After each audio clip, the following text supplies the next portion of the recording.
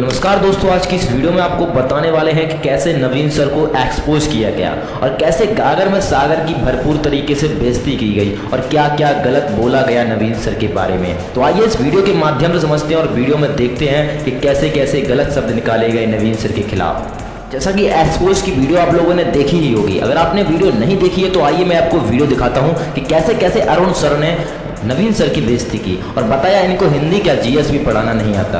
आइए देखते हैं इस वीडियो के माध्यम से। आपके उसमें से नहीं आए और झूठ बोल के वीडियो बना रहे हैं। न तो आप जाति का ध्यान रख रहे हैं, न शिक्षक बिरादरी का ध्यान रख रहे हैं। ये माना जाता है ब्राह्मण आदमी झूठ नहीं बोलता, और हम तो ब्राह्मणों को जिमाते आए हैं, उनकी पूजा करते। अगर ब्राह्मण भी झूठ बोलने लगेंगे फिर कुछ नहीं बचा। टीचर अगर झूठ बोलने लगेंगे फिर कुछ नहीं बचा। मैं अभी भी कह रहा हूँ, आप फिर गलत पे गलती कर रहे हो। चीजों को स्वीकार करो। हम टीचर है, परमात्मा नहीं है, देवता नहीं है। टीचरों से गलतियां होती हैं। आपने मेहनत किया, नो डाउट, लेकिन आप पिछली 2-3 भर्तियों से फेल हो।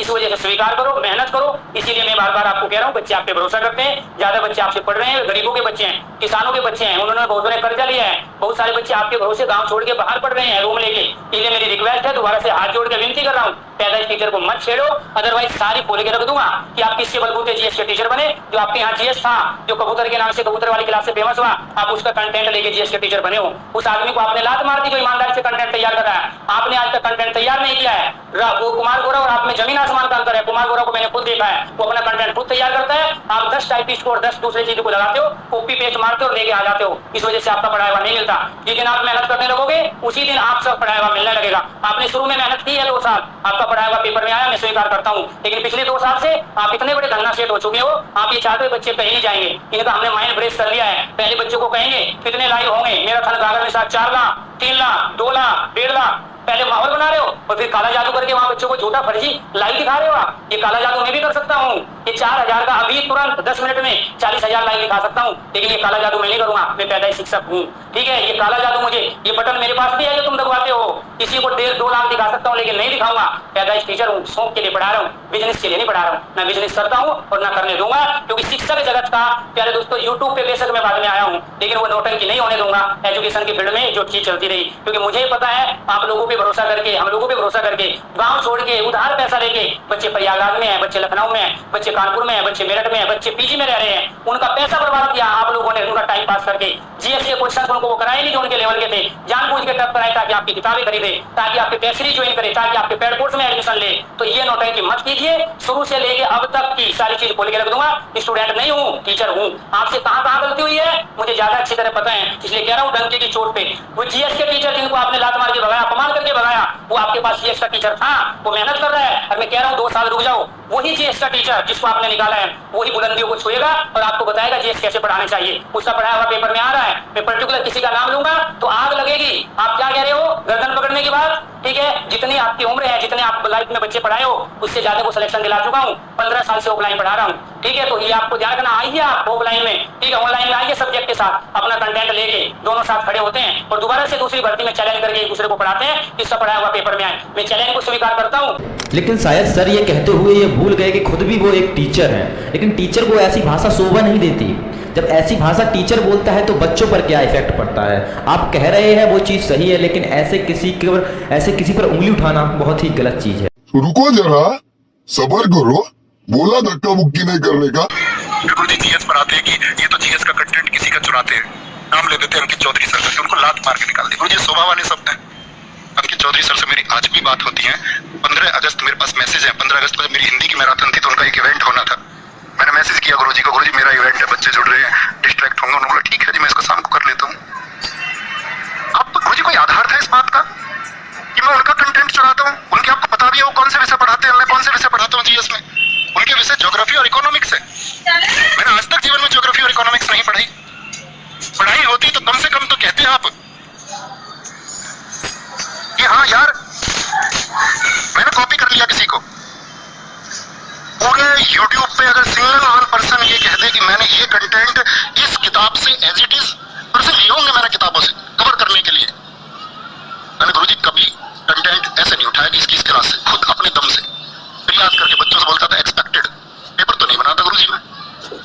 क्या यूजी परीक्षा भारत में हुई है? जीडी के टॉपर्स क्या कह रहे हैं? कहां से जीएस उन्होंने पढ़ी?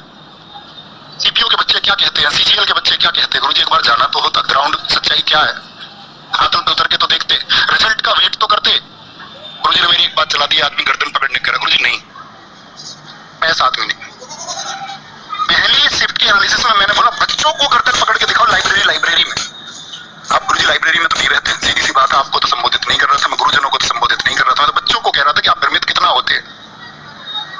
मैंने आपका निजी नंबर खोजने की बहुत प्रयास किए, मेरे पास मैसेज है, मेरे पास सबका है, मेरे पास नंबर नहीं है, मेरे पास नंबर नहीं है।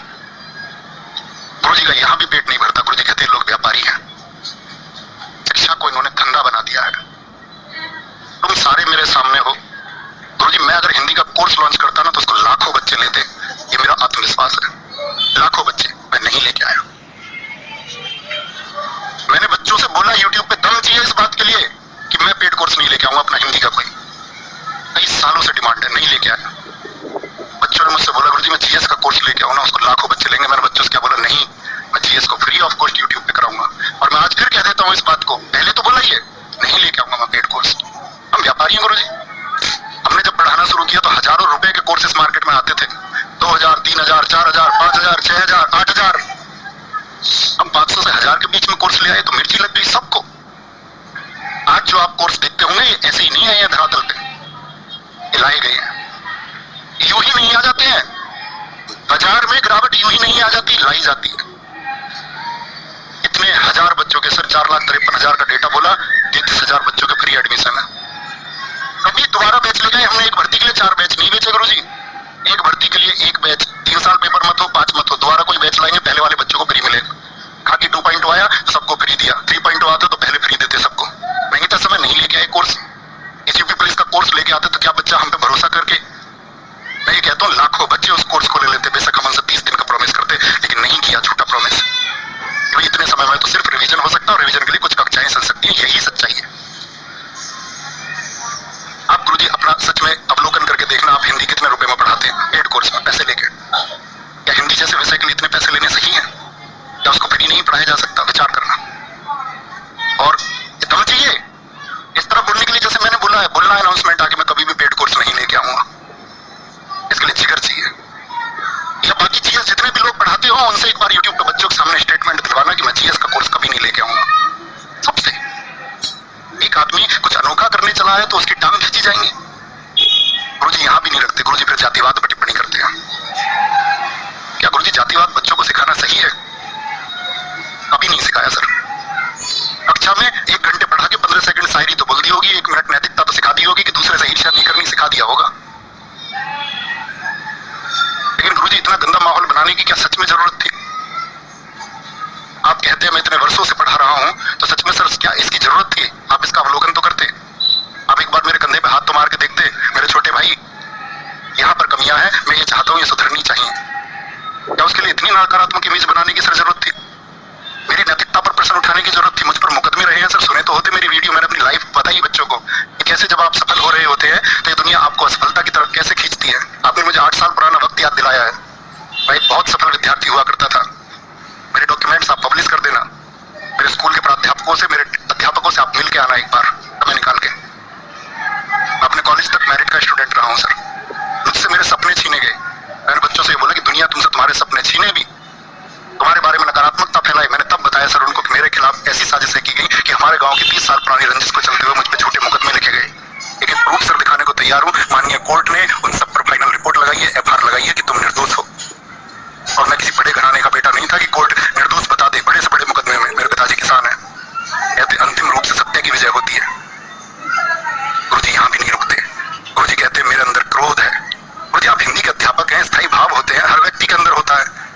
मुझे खराब नहीं लगेगा कि आप मेरे बारे में कुछ बोलेंगे, या अभी आप सुनेंगे तो आपको खराब नहीं लगेगा, जबकि मैंने सब कुछ सत्य बोला है। तो सोचो झूठ कितना बुरा लगता होगा अगर सच खराब लग सकता है तो। तमाम वीडियो आएंगे मेरे भाई, क्या क्या कहा ना जाने कितनी बातें हैं कि मैं इको गार्डन के टाइम पे भाग गया।